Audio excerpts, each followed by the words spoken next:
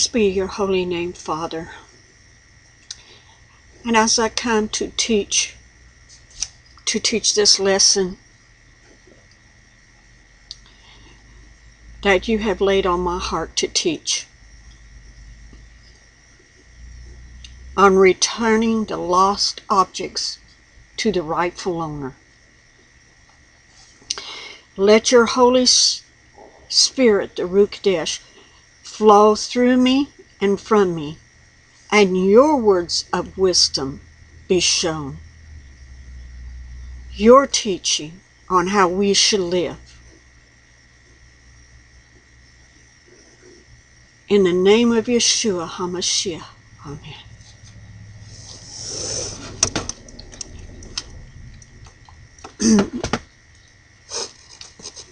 I've been studying on this, and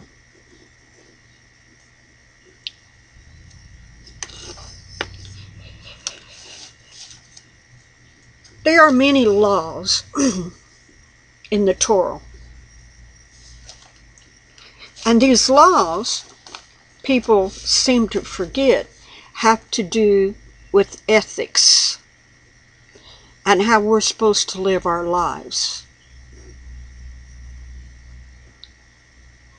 We like to try to dismiss all the laws and say they were nailed to the cross. Well, all the sacrificial laws of slaying of the animals and burnt sacrifice in that shape and form for sin was nailed to the cross because Yeshua is our Passover lamb.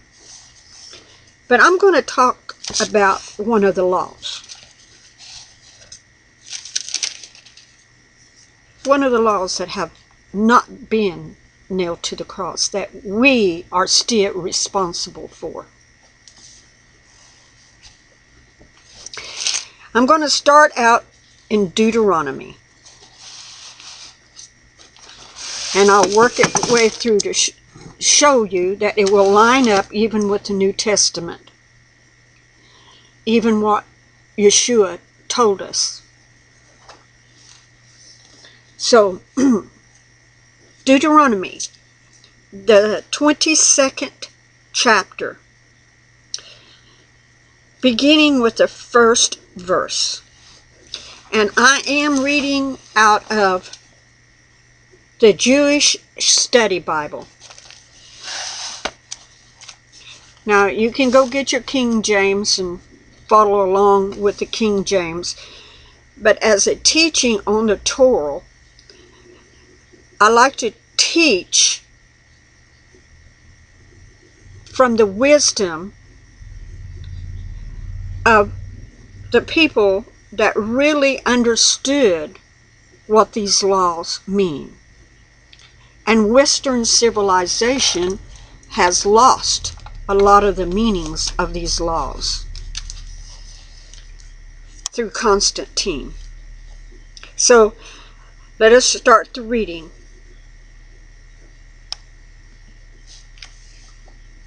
Deuteronomy 22:1.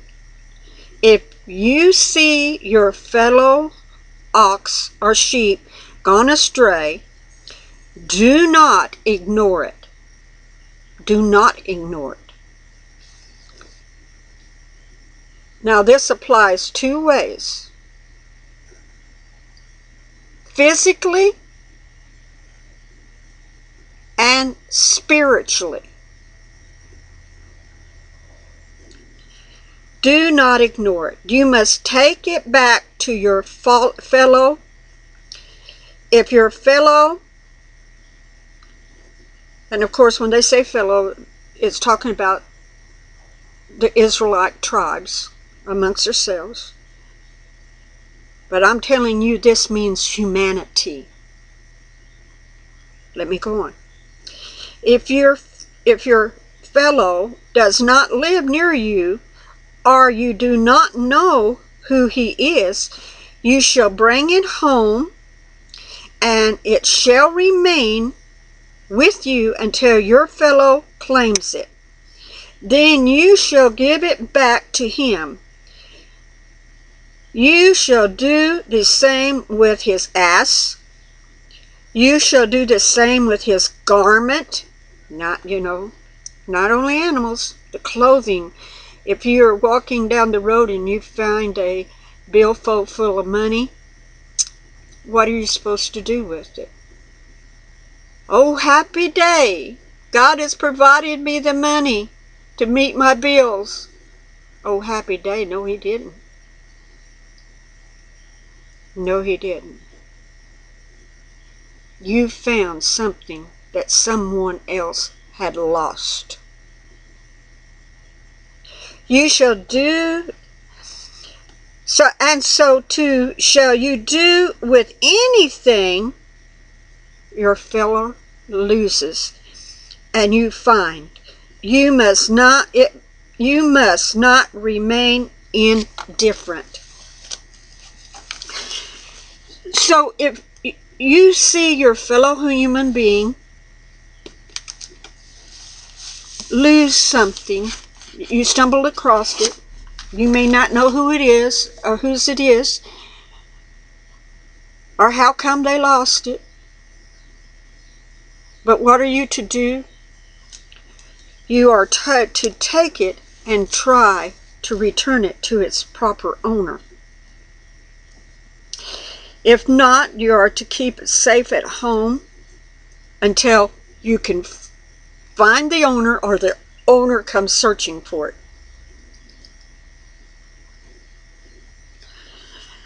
The moral doctrines towards the neighbor. 2 laws that develop in sequence. 2 compressed laws from the early covenant collection. The early law governing the return of wandering animals is here reserved and intended in its appearance. Your fellow ox in contrast to your enemy's ox. Anything that early laws has now been universaled throughout the universe to everyone to apply to any lost property, even that which cannot independently have gone astray. You must not remain in indifference. If you see it, don't remain indifference. Do something about it. Get it back to that person that lost it.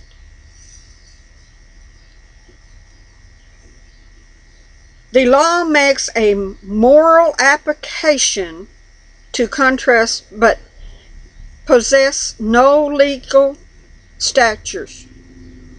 In other words, it may not be it's a moral law. It's a moral law that applies to us all. To return back to what is lost.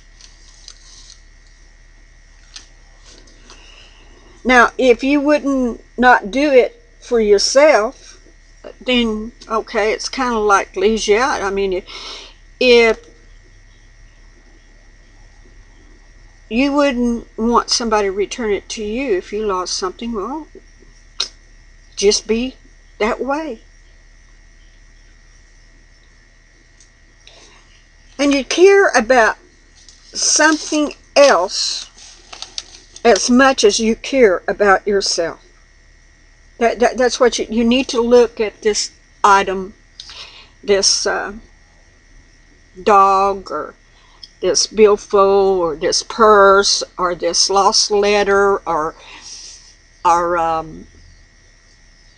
whatever it could be. You cannot be indifferent. You got to see that the object is returned to the person that has lost it. And this is set as an example on God will return the lost items to us. And you may say, what are you saying? Well, when Adam and Eve fell, They fell out of holiness into darkness. They were in holiness and in light, but they permitted Satan to steal that when they took of the apple. They lost it, or gave it away, but they lost it. And they had to go down and combine the holiness and righteousness with the darkness of this world. But God is trying to tell us that He will return everything that we have lost. But God wants us to learn that He's the one that is to guide us. And we are to live in decency, kindness, righteousness, and respect for others. Now let us go over to Exodus 23 and 4. When you encounter your enemy's ox or ass wandering, you must take it back to him. Even your enemy, you have to return what he has lost. When you see the ass of your enemy lying under the burden and would refrain from raising it, you must nevertheless raise it with him. In other words, back in those days, or even over in the Middle East nowadays, you see a donkey going down the road with a heavy burden and goes down. Well then, and you see your enemy trying to raise that donkey up to help that donkey under its burden, you are to go over and help raise it up. Even though it's your enemy, you've got to kind of like suck it up, swallow it, and walk over and do what is right, morally right. You shall not circumvent the rights of your needs in their disputes. Keep far from a false charge. Do not bring death on those who are innocent in the right, for I will not acquire the wrongdoer. So, in other words, let me go over here and see the example. One must assist others facing difficult or possibly economically lost. Even a person's enemies, ox or ass, the usual beast of burden, according to the Hanukkah, the object applies to any animal. Since most of the population was engaged in herding and animals were used for transport, it was common to come upon such status. A pack animal might collapse or lose its balance under its load. The fastest way to rise it was for two people to lift the load simultaneously, one on each side of the animal.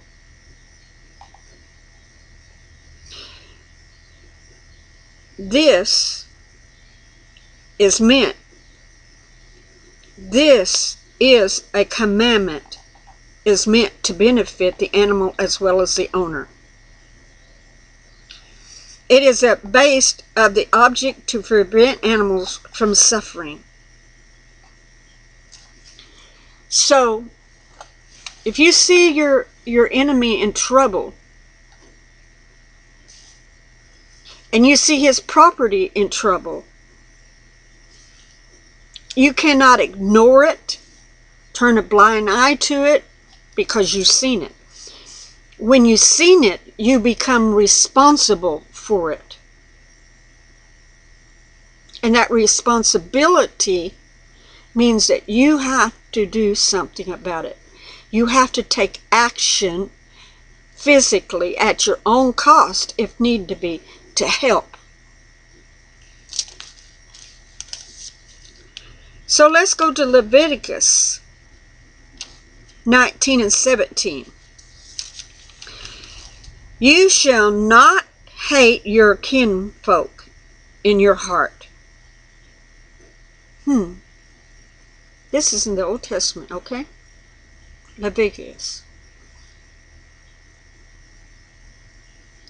Our kinfolk are human beings all over the world.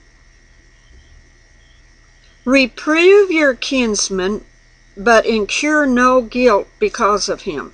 In other words, if you catch him in doing sin, you are to reprove him, but you are not to turn around and cause more evil in how you handle it and how you treat that person. You shall not take advantage or bear a grudge against your countrymen. Love your fellow as yourself. I am the Lord. You shall observe my laws. So here we see him saying, pent up hatred is consuming. This is down here on explanations. They two are united, bitter recommendations. Do not hate your kinfolk in your heart. Rather, reprove your kinsmen so as to incur no guilt because of him. In other words, you're to reprove him in love so that you will not be held accountable for his guilt. In other words, do not take vengeance or bear a grudge against your countrymen. Whether love your fellow as yourself. The first verse prohibits one whose fellow has wronged him, but from keeping his restraint inside instead of informing the wrongdoer of the account, lest the bottled up hate result in an incurring guilt. In other words, you need to let this person know in love. And that's often what I try to do. Let people in love know when they're going astray, even though if they have hate for me. I must show love and compassion and let them know that hate is a sin. Even here we see it. Hate is a sin. Hate your kinfolks. Hate your countrymen. Your fellow human being. We must not seek vengeance for anyone, but we need to love, understand, and forgiveness one moral extent towards one's own shortcomings.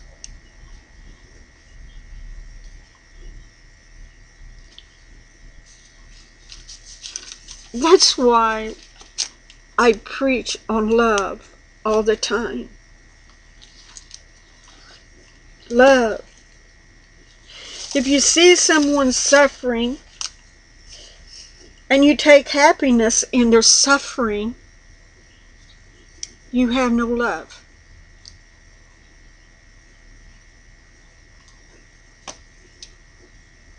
And don't look into the face of someone in distress.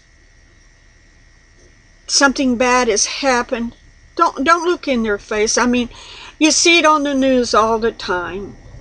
When the tornadoes hit down there in Joplin, you had cameras up into these people's face, and they are in sorrow, and bad things are happening, and here we're sitting and looking, and I was just as bad. I sat and looked at the news going, oh my Lord. But we're not just to sit there and look. We are to help. We are to physically go out and help. If they need clothes, send them clothes. If they need food, send them food. If they need someone to come up and help clean up, not for you to take home stuff, not for you to go up there and go, oh, what can I take home, and salvage, they don't need that no more.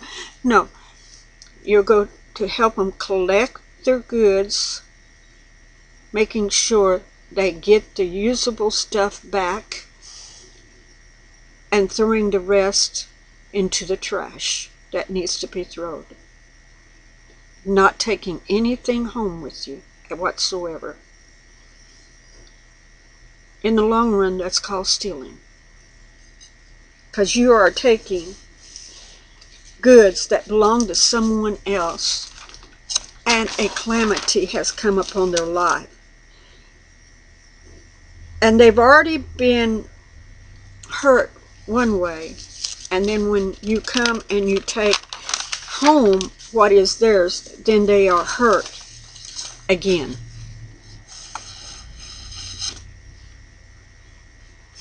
So it doesn't matter whether we like the person or we hate the person, which we're not supposed to anyway. But we are to help that person and have mercy and compassion on that person, as Yeshua had mercy and compassion on you. For in John 3:16, we are all seen it. God so loved the world that he gave his only begotten Son, that whomsoever shall believe shall not perish. God did this out of love. Why? So that eventually he could return unto us what have been lost through his blood of his Son, Yeshua, Jesus Christ. Now let's go to Matthew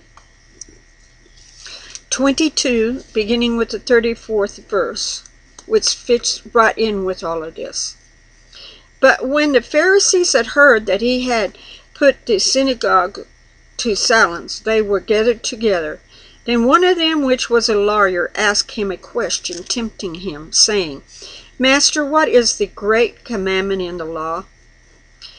Jesus said to him, Thou shalt love the Lord thy God with all thy heart, with all thy soul, and with all thy mind. The second and great commandment, the second is like unto it, Thou shalt love thy neighbor as thyself. On these two commandments hang all the laws of the prophet. So on this law of returning back to the one that has lost is giving back that law, thou shalt love thy neighbor as thyself. If you would not do it for yourself, then how could you expect to do it for your neighbor? This is why Yeshua plainly said that we are to love our enemies. It's based on a law that was given by God. Given by God in the Old Testament, in the Torah. Given by him. And let's reread it again over here. Let's read it again over here. Wait a minute.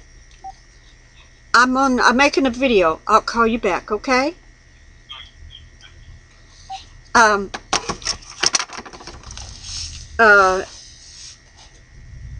Anyway, Lacey, sorry, I'll call him back. Anyway, you shall not hate your kinfolk in your heart.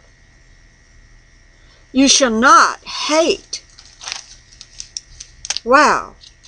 This is in the Old Testament. God's law.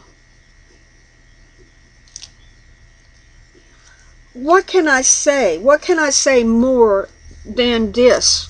What God himself laid down in the laws of the Torah, that's telling us that we must love, we must forgive, we must give back what has been lost. When you see someone in sin and you can bring that person out of sin, because that person is living in sin because he walked away and lost that righteousness that he had in God, in Yeshua and Yahweh, then he's lost something. And maybe sometimes they don't even realize they lost it.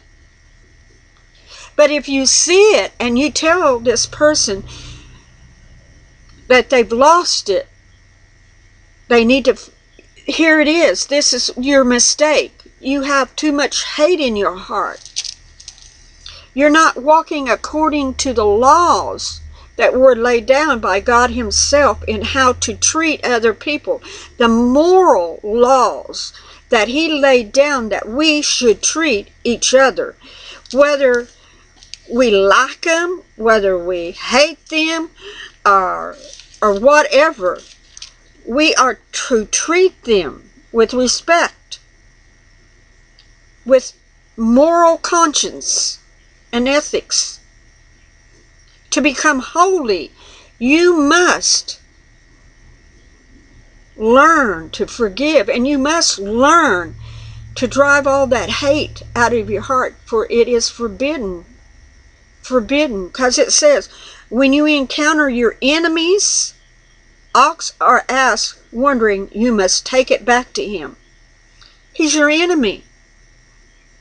So you may say, oh, this is my enemy's animal. I'm just going to leave it out here. I don't care what happens to it. Let it fall in the ditch. Let somebody, robber, come along and steal it. I don't care. I don't like that person. I hate that person. I ain't going to go and give that person back. He should have been watching his stuff better. No. When you see it, you are to take it back.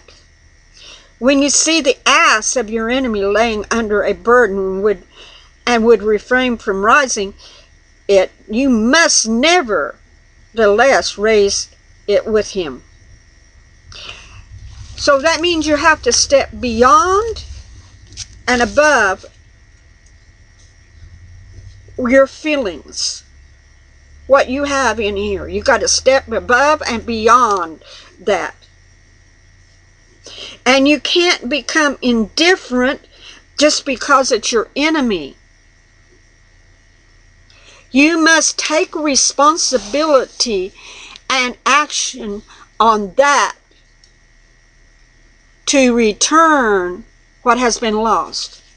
Because I'm telling you, when Yeshua comes back to earth again to rule and reign, God will return back to us what was lost in the beginning.